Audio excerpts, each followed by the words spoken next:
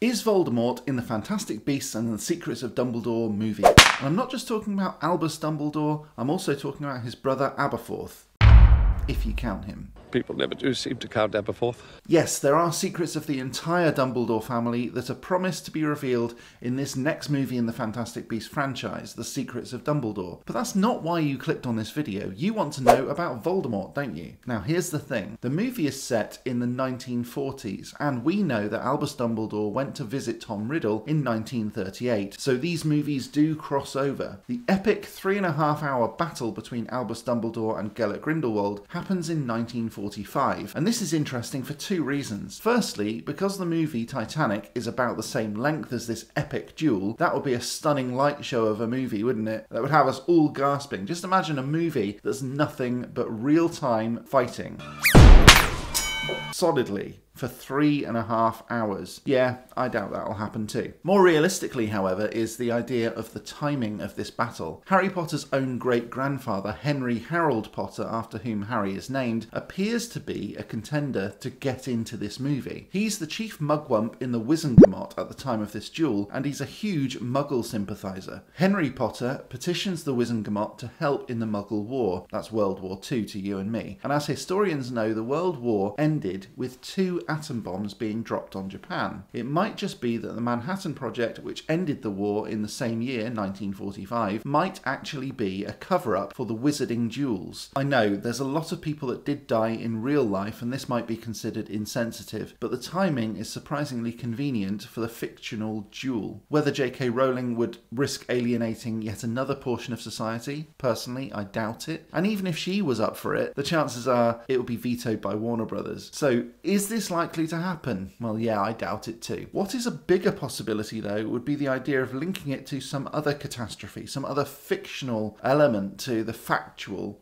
atrocities of the war. We know that this movie is a global romp around the planet and a showcase for the wider wizarding world, including some more beasts and characters, and Jacob Kowalski gets a wand. Weird. But what about slippery old noseless himself? I'm talking about Tom Riddle. The Riddler. Lord Voldemort. He started at school in September of 1938 and would be graduating 7 years later in 1945. Coincidence? Surely not. Seeing Gellert Grindelwald defeated would be pretty sweet for Tom Riddle, I think. Who knows that an uprising would be possible? But the only person able to defeat the greatest dark wizard of the age is Dumbledore, Albus Dumbledore. And Grindelwald was the greatest dark wizard at the time, by the way, not Voldemort.